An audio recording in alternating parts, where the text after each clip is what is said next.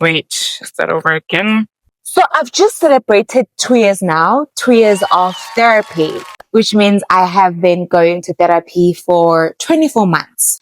And people go to therapy for many reasons, right? People go to therapy because they've experienced traumatic childhoods, and because of that, they cannot hold relationships. They cannot perform well at work, or they make their work their lives, whatever the reason may be, right? You might think, oh, she probably went to therapy because like there was something tragic happening in her life or whatever. No, no, no. The only reason I went to therapy is because I had crippling anxiety. I had the anxiety that was sort of prohibiting me from doing my job at the most optimal level. So I would go to meetings and I would be so anxious. Like I would literally feel like I'm floating. And because of that, I would not hear what was happening. I wouldn't be able to make out what happened. So I was like, you know what? I cannot live like this. I need to work on this. And in order for me to do that, I need to find a professional to help me through this. And then that's when a colleague of mine recommended this therapist, and I've been with her for the past 2 years, and it's been amazing. So in this video, I want to talk about that, right? I want to talk about the 5 things that I learned in therapy, right? Because even though I went there initially just so that I could, get help with my anxiety, so that I could do my job, I obviously learned a few things from there, and I'm going to share those things with you. I wrote them down. The first one, and the most important thing that I learned in therapy, is that everything in life, everything just boils down to sitting with uncomfortable feelings. I think we spend so much time, myself included, just trying to get rid of the feeling. It's like, oh, I feel so anxious. Like I feel like my chest is collapsing onto me. I need to figure out a way to make this feeling go away. Therefore, I'm going to drink. Therefore, I'm going to smoke. Therefore, I'm going to work. Therefore, I'm going to do this and this.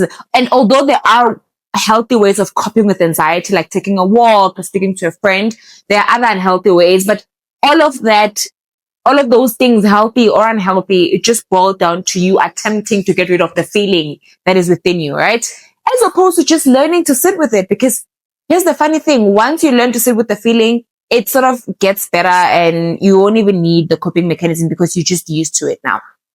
Now, I know what you're thinking. Oh, have you mastered this? Like, is it that even possible?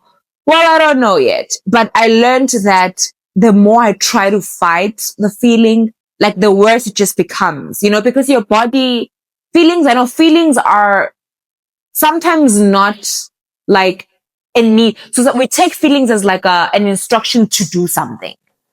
Feelings are not always an instruction to do something, but they are helpful signals. So you cannot ignore signals. You need to acknowledge them, but you don't have to always act on them.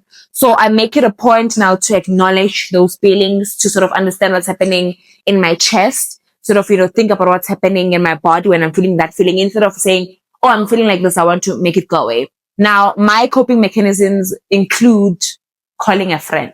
My friends always hear from me whenever I'm going through stuff. Like I will always call my friend so that I can try or like ask ChatGPT quickly to help me with this feeling so that I can get rid of it, because it hurts so much. I don't want to feel like this, but it never helped. You just have to like sit with it a little bit. So I think and I think one of the things that my therapist said, I'm paraphrasing, of course, she didn't say it like that. She was like, how about you invest time in getting comfortable with the feeling as opposed to investing time to not feeling the feeling? I'm going to leave that with you. Number 2 is there is no perfect formula. By this, I mean, sometimes when we want to do things, we are waiting for the perfect formula, waiting for the perfect time to start, waiting for the perfect, I don't know, like a perfect amount on your bank account. There is no such thing. There genuinely isn't. All you have to do is just start. So when I think about this, when I wanted to start, posting videos on the internet, I was like, oh, what if I wait until like my skin clears? And because I was in Belgium at the time, like doing an exchange program, I was like, how about I wait until my skin clears and I go back home and maybe I lose like 5 kgs and like I become a really, really skinny, or like a skinny young HOE, and that will be great. No, there's no such thing. I haven't even lost the weight that I wanted to lose, whatever that means, right? My skin hasn't cleared yet, but I'm still making videos, and guess what? I learned stuff about myself from making these videos, and like it hasn't been a hurdle. My skin hasn't been a hurdle that much. I mean, I hate seeing like, myself with acne on camera and whatnot, and I hate seeing myself not at the most optimal place I wanted to be physically and whatnot. But I don't care about those things. I'm like, well, yeah, whatever. It comes and it goes. So I think stop waiting for the perfect time. And planning is great, but planning is not doing. So I guess maybe the lesson is not really, there's no perfect formula, but just start doing and stop planning, because planning can only get you so far. And trust me, the far that's going to get you is not really that far. You know what I mean? Because you're not really doing anything, but because the brain likes action, the action of planning stuff, the action of telling yourself that you're going to do it when X is fixed will make you feel or think that you are doing something when in actual fact you're not. So yeah, that's lesson number 2. And lesson number 3 is not everything, not like the advice that you get online is not always like true and or helpful, right? And I was naive. I thought to myself, okay, this person is on YouTube, they have X million followers, and they seem smart, so everything they say must be true, right? Not true at all.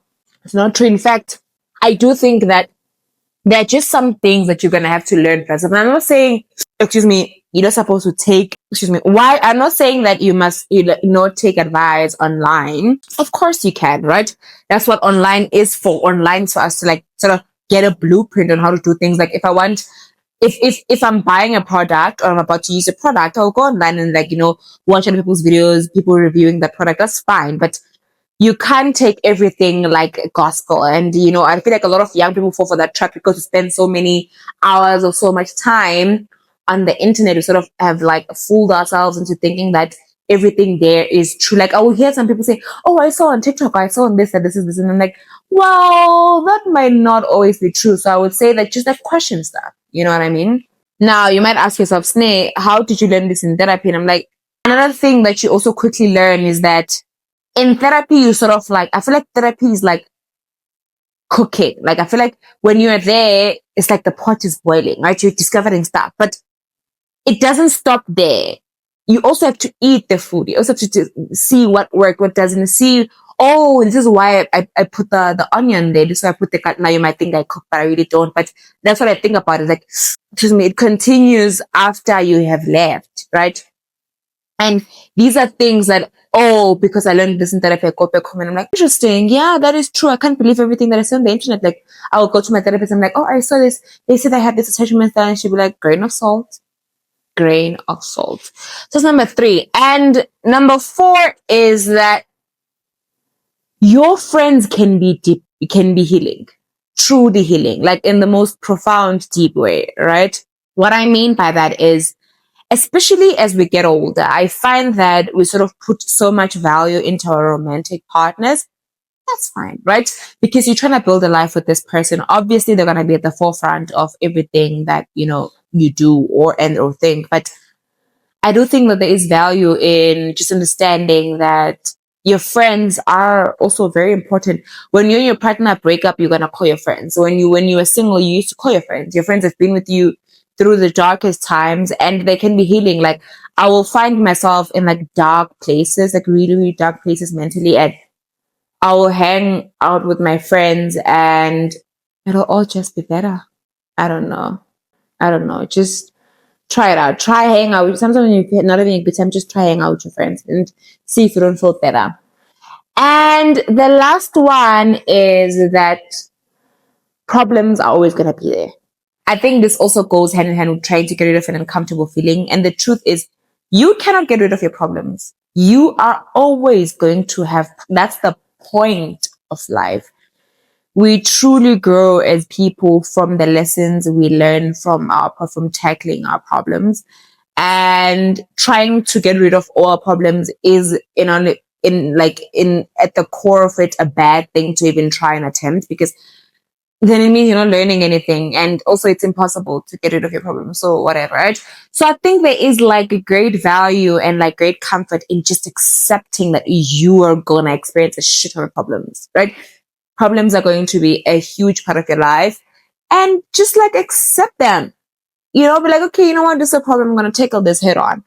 Now, I want to close with this, right? I know that I've said these 5 things that I've learned in therapy. And it's a short video because I truly think that no matter what, like even watching this video is not going to help anything. You just need to go and try stuff, right?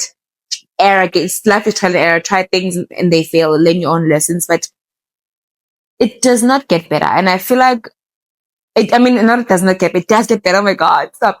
What I'm trying to say is it doesn't get easier. And I feel like what happens is we watch these people online who give us like great advice and we think to ourselves, oh, this must be so easy. They must have it so easy. Look at how like they're like literally cruising through life. And I think they also experience a hardship. It's just that at that moment in time, it wasn't really hitting them as much as it's hitting you now. So it's very hard for you to see them as people who might experience what you're experiencing. So for example, if I am going through a hard time right now, and then I go online and find a video of someone explaining how to get out of that hard time, I will think to myself, oh, they must know. Look at them. They're going through they've already gone past through it. They're never going to experience problems, but this must be so easy. But the truth is, at the time of making this video, it was past their hard time. And it was during your hard time. There's a delta between those two things. And so then we tend to believe that people on the internet are not having a hard time, but they are. That's just a moment in their lives that wasn't hard. But hard times are always going to be there for them and for you. So I think there's grace in accepting that it's going to be hard, but we're going to do it anyway, aren't we? Well, that's it for today. Thank you for watching. I'll see you on the next one.